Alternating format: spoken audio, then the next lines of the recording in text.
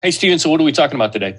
Yeah, what we're going to talk about in this episode is how to get your reps to pay attention using three simple concepts.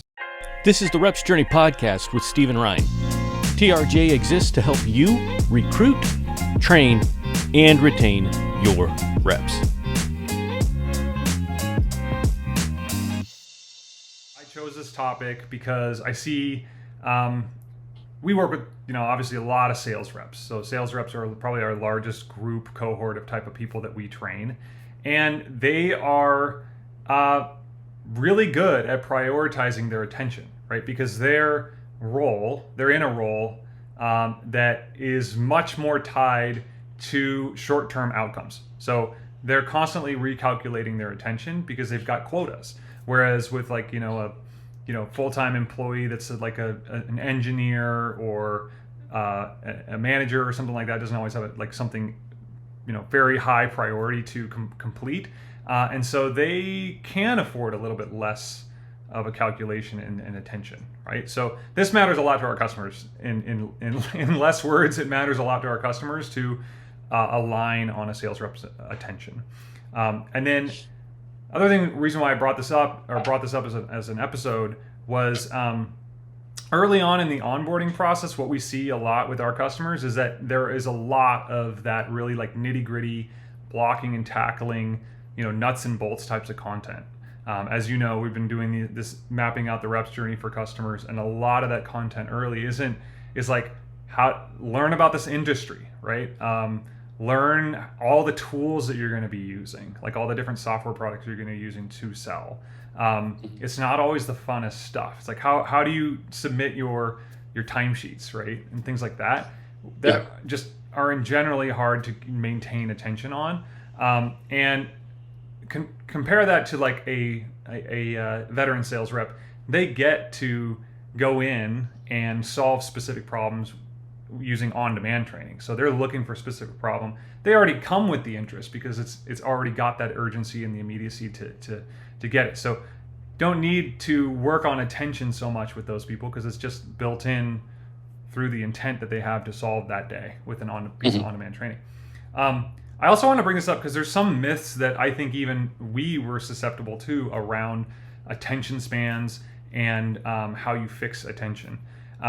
Early on, when not being in the world of like instructional design and everything, we just saw this major trend towards shortening content, the TikToks of the world, the Instagrams of the world, and this idea that empirically attention is just going down in the world, right? Like 12 seconds, was reported, and then like now it's 8 seconds attention spans, right? And we're just getting shorter and shorter. And I would argue that it's not really that true. I think that shorter is usually better because it breeds other things. It breeds like completion, and it breeds more decisions around what is their attention. And it's like a salve. It's like a salve, right, for a bigger sore, which is you don't have their attention overall, right? Yeah. And so it is a valuable tactic, and we tell all of our customers to do that, which is make your content make your content more like the outside world, not less like the outside world, because there's going to be less friction there. Yeah. And then the last reason why I want to do this episode is that it sucks when a rep is going through training, but then they seem to have a really short half-life on retaining that information. So even if they do complete the training, whether it be compliance or some kind of important training, it seems as though like, did you not go through the training? Like, I don't understand. You completed it, but you can't remember half of the stuff. And we've had people like go back and say, hey, I mean, not a lot, right? But in the past, it was like, we got to incorporate physical training back so that we can see if they're paying attention, because they're not remembering some of this stuff. And we've worked with companies to figure out why that is and come up with a better way to increase that attention, right? So good news, though, is I really think there are three simple concepts that you need, words basically, three simple concepts to consider when you're designing your training and onboarding experiences. And it's not a lot of tactics to remember. They're literally just 3 concepts to just remind yourself, and they're like glasses or filters that you want to put on as you're looking through how you're building out your stuff. And it's going to definitely boost the attention and the speed in which you get sellers selling, okay? And retaining the information. So again, the reason I think we're qualified to talk about this is because we've seen like thousands of courses made, hundreds and hundreds of courses made, thousands of reps going through it, and we see which ones, I mean, you know firsthand working with customers, which ones get completed and which ones are kind of like crickets, right? Yeah. And we talk about those in our like onboarding review calls and stuff like that. So, all right. So the first one, immediacy. So we are constantly recalculating whether or not the thing I'm looking at right now, the thing I'm doing is urgent or is important. And urgent can be not important, but urgent. Important can be urgent and important. This is like the whole Covey calculation, the Covey matrix. Have you ever heard of that before?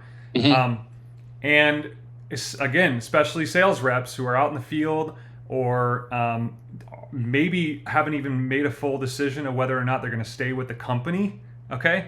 Because they're just learning about your business and they might sign as a rep. If this is like 1099 rep, they're really calculating this, right? We're doing it every time you go to YouTube. Is this still relevant to me right now, or should I click away and go find another video, right? So immediacy is really important, and immediacy is super relative to the person's mind. That it's like their truth. There's no empirical immediacy. It's really like perception is reality. Yeah. Okay. So I might think it's urgent that you do it, but you're like, if it doesn't, you see what I'm saying? It's not based in some empirical thing. And so I'll give you an example. So you have training on compliance training for a point of sale system for a sales rep to complete. If they don't finish this training, they are not going to get access to the system to run credit checks and close deals and things like that. So you can see how if you don't couch it correctly, a rep will just go, I can do that later. Like I can do that later. I don't need to do for sure. And then fast forward, and they're sitting in the hotel room. Everybody else has gone to the team dinner, and they're going through on their iPad trying to finish that compliance training because they need to go out and sell the next day, first day of sales. You're gonna bet your dollar, right, that's extremely urgent and it really has a high immediacy factor, right? Yeah. So the goal is, how can you boost immediacy by making, like, taking that visual and moving it forward in the process so that they can go, aha, like, I don't want to be that person. And so here's some ways to boost immediacy. Okay, so here's how to take that concept of immediacy and boost it into your content. First one, don't bury the lead on time commitments. So I think a lot of people want to dance around like what it's going to take to finish this piece of content or this piece of training, and it's just better to just get right out there. And I've seen you do this. What do you do? Yeah. When we create a piece of content, I like to, whether it's a Vimeo thing, not so much on YouTube because it's there, but when you look at the link, we put a little clock icon with the amount of time that the video is going to take to watch, or especially like when I'm sending stuff to clients in the onboarding process. If I email somebody or if they're going through Conveyor to watch content, they see that amount of time up front. It kind of hits them in the face, and they can make that assessment. Do I have the time right this minute to watch that? And I would say, address it up front, talk about the time commitment, and then ask them to make a commitment. Like make a call to action. Don't expect them to be triggered to like, oh, how am I going to fit this in my calendar? Coach them through that. So, hey, this is going to take you probably 2 hours to get through, but we've chunked it up this way. And I would suggest that you finish this much right now, or if you have the time, do it all of it, or put it in your calendar to finish this by X date. And we recommend, it's going to take some of your attention, so focus on a time you have high energy. Like something like that, right? For sure. And assumptions are made like left and right around that they're going to do that. And if you just get ahead of it. The other one is confront the I can do this later. So in their mind, they're going, I can do this later, I can do this later, I can do this later. What you need to say is, I bet you're saying right now, you can do this later, and here's why that's a bad idea. So don't hide from those objections. And this is really sales, right? This is just like what we do in sales. Hey, I bet you're thinking, this and this, but I just want you to let you know what we do is we have a guarantee on this, that sort of thing. For sure. So this is where you want to use social proof and talk to the rep about things like, hey, we're talking to Johnny. Here's a video of Johnny.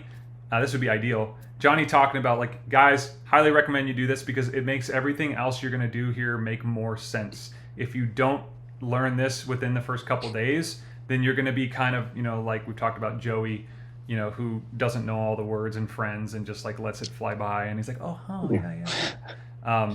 Possibly. Yeah. No, that's not what the word he said. Is it presumably? Probably. I forget it. Yeah, I forgot. I'm Joey. Yeah, you're Joey. Yeah, so that's addressing immediacy and focusing on getting in alignment with like the urgency of something. I would be remiss if I didn't say that time thing, adding it to the front. That was something I learned from Lori over at CBC. Yeah. So yeah, I think it just.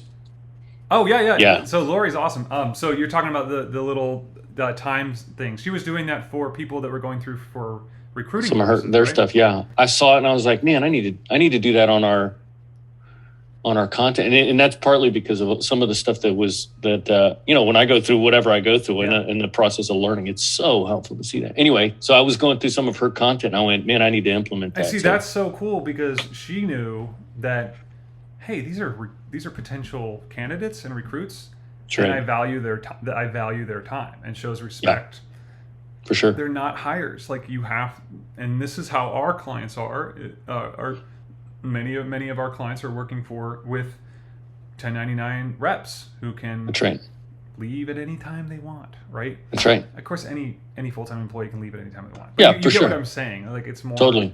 And they have tons of opportunities out there. And they're weighing their opportunities, and so they're also weighing their investment of time and attention at the same time. So thanks for bringing that up.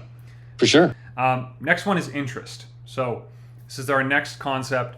There is no absolute attention span formula, and everything is tied to our desire to consume content is directly tied to our interest level. So what I'm trying to say is our attention to it is directly tied to our interest. So both of us love coding, love development. Thank you for coming over for my birthday and just letting us hack for a while. And we both can just lose hours just looking at how to solve a development problem or a new code language thing or whatever, because we love it. Like it's just highly interesting for us. For sure. And so there's just very low cognitive load, and it's funny how we talk about attention in terms of paying attention. So right there, it just shows you like you only pay for something. Like we value our attention, and paying attention. It's not so much that interest is keeping someone's attention is not hard. Okay, if they have interest in that topic, because it doesn't feel like you're spending anything. And as soon as it's something I don't want to pay attention to, or it's boring, or it has no interest level, or no color, now I'm actually paying dollars. I'm using my attention like it's a currency, and I don't want that back. So you were talking about your brother-in-law? He's in sales, medical sales, and we had a conversation the other day with both my brother-in-laws, and so they were talking about like, have you ever sat through where you have to go through the training process and you're watching these videos and they're like slide decks, or it's like the one guy that's standing there with all the information and he's talking, and they're like, man, that stuff is the worst. You just check out, you just don't pay attention. You're trying hard to, but you're going, I got to watch an hour of this. Yeah. And so, I mean, it's a real deal. It's across the board, not only in sales, it's in the board for anybody, any new hire, you got to go through all the, compliance training and whatnot. It's rough. And I think of interest more like with urgency, and one we're going to talk about here in a second. It's more about how you couch it and how you the language you use for upfront. But this topic of interest is actually more about your packaging and more about how you take something that might like they perceive to be boring and just kind of hit them like obtusely, in a way where they're like, whoa, I didn't expect this to be funny, or I didn't expect this to be, colorful or set up this way. And or more casual feeling. So here's an example. Our whole thing is about interest. Like with Conveyor, we're constantly trying to find ways to grab people's interest and attention back. So here's an example in sales. Like, I'm doing a demo, and you're always looking. This is why I hate it when people don't have their cameras on in a Zoom call or something like that. So prospects, if you're listening, don't do that to me, please. But it makes it really difficult. So I want to see your eyes, and if you're looking down or you're kind of like looking around, then I'm like, oh, I lost him. Like this isn't important, or I didn't have enough inflection in my voice or something like that. So I'm gonna stop. This is just tactic. Like I'm just gonna slow down, and then I'm gonna ask a question. Does that sound relevant to you, or would you see yourself using that? And then like, oh, my attention's back, or my interest is back a little bit because he asked me a question, and I love hearing myself talk, right? This is me. I'm interested. So, you know what I'm saying? And then I do. So, well, if you've ever done any kind of in-person training, which obviously most of our clients, our customers obviously do, and they're trying to streamline it. But when you do in-person training, or like your point, Zoom training, you have there's a social agreement between you and your learner where they understand they have to keep their eyes on you, like they're not over there falling asleep. And as soon as they do, you take something, you throw it at, maybe you don't, I do, but I do like to throw things at people when they fall asleep. But there's that social arrangement there that's ingrained in it. And so even on a Zoom call, my favorite is when you got somebody that's on their laptop and they're clearly on their laptop and they're up close and they're like doing this kind of thing. And you're like, I know you're typing. And so you ask the question and they're like, oh, I'm sorry, what? You were, ask it again. Anyway, you know who those people are. But so in digital training, you don't have that ability. You can't see your people, so you don't know if they're checking out. And this is one of the selling points for Conveyor, because we track everything. We know how much of videos people watch. We know where they are in their courses. We are keeping tabs, and so you can nudge people, and you get that aspect of the social kind of agreement. So it's one of those things I think people should probably point out, like, hey, we know if you've gone through. It helps us, and we can see your motivation. That'd probably be a good thing to point out. Absolutely. To your learners. The point is, like, you cannot know if you cannot use that. Oh, you're glazing out. Let me ask you a question. So you have to build that in. That's right. And you have to anticipate the places where they're probably glazing over because it's a really long video or a block of text or like a hard to understand concept or something like that. So here are ways to boost interest. Okay, confront the might be dry topic ahead of time. So if you find that it might be uninteresting for a specific group of people, talk about that. Maybe you can appeal to somebody who they want to be. Like this is a concept of like, hey, might not sound interesting to you right now. Guess what though? Our top selling people, this is one of the most interesting topics. That's it. It's like, whoa, I didn't ever, okay, cool. I'll listen. That sounds interesting. I want to be a top sales rep. Get them involved. So this is where you actually start to do instead of just big block of text, video, here's all the info, PDF. Ask, does this feel relevant or out of date? Does, ask them questions, right? Quiz them.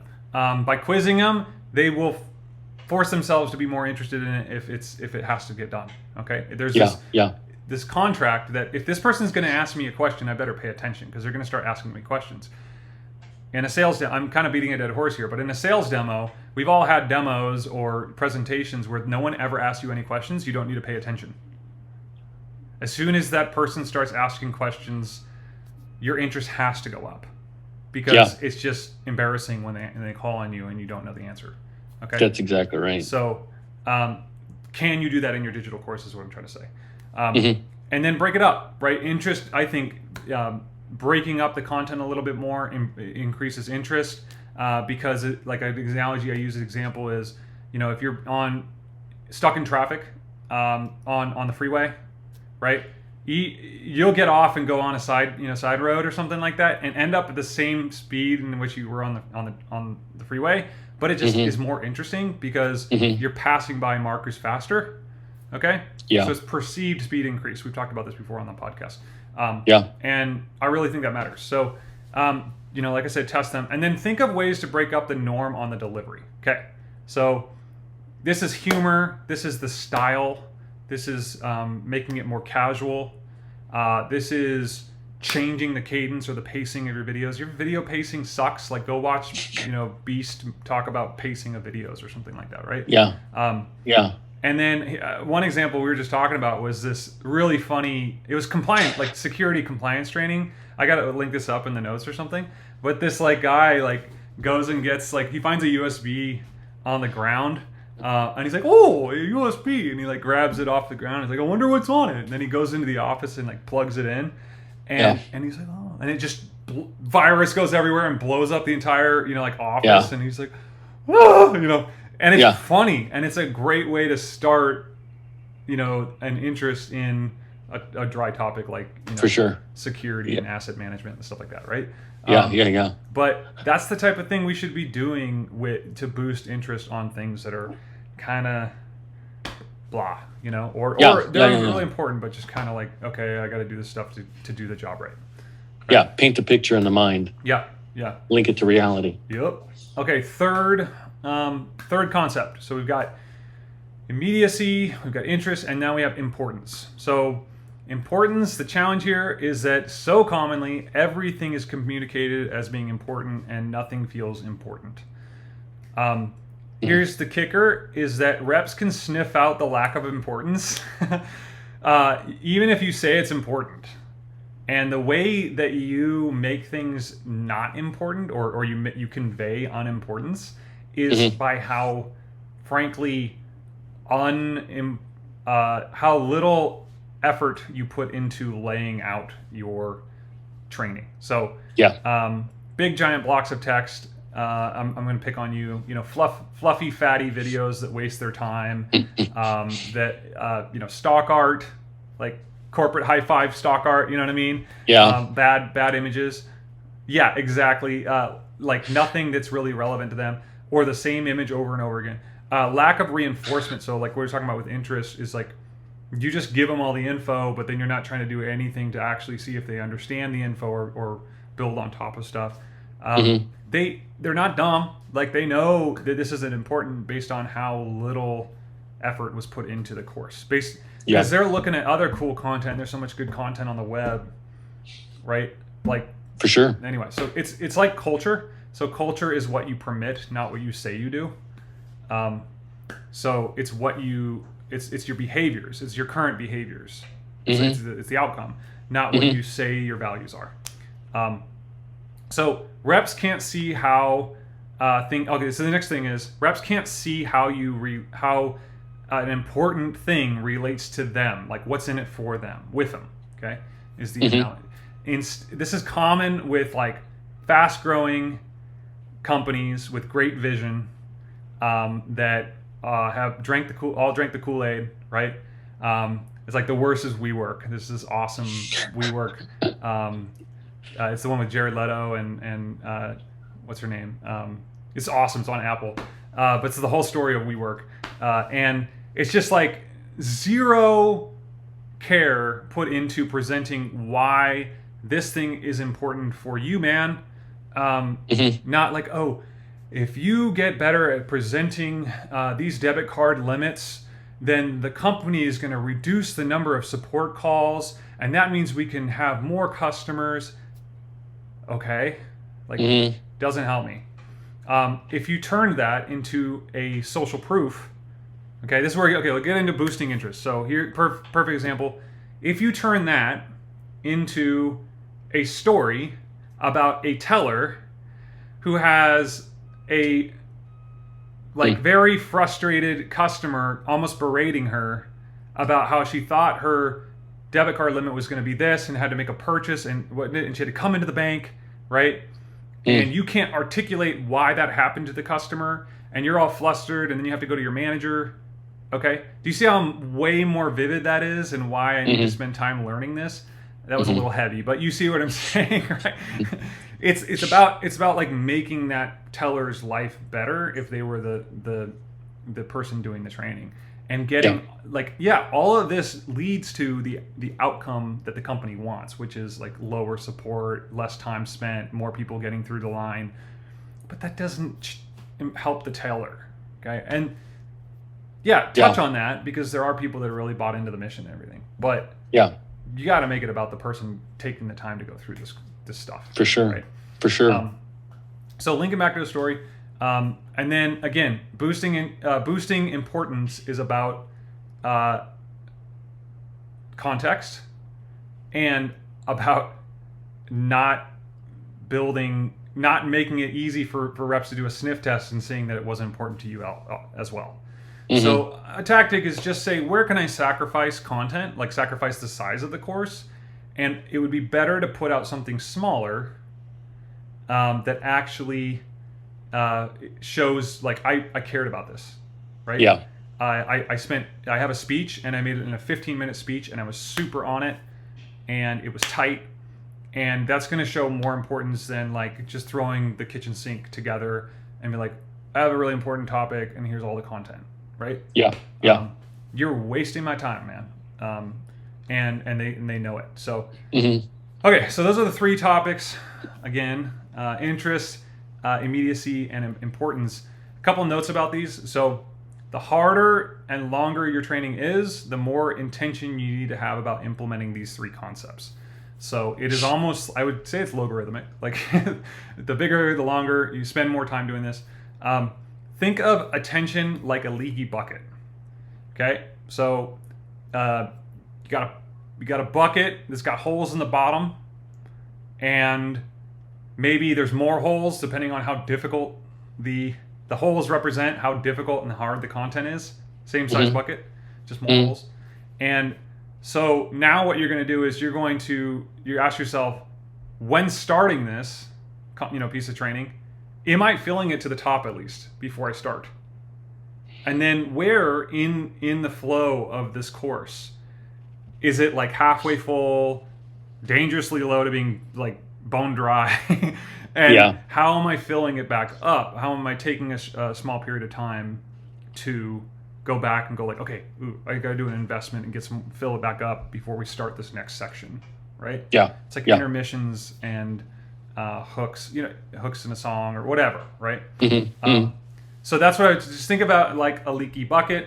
And here's the call to action for this episode is basically just list out your training content. Just took a little audit of like everything I make a rep go through in the first 90 days of doing the job, and say rank them by importance and to the company, okay, in terms of getting the outcomes, and then the difficulty of going through, like the size or just how meaty it is, and then just go through and say, where am I boosting immediacy, interest, and importance?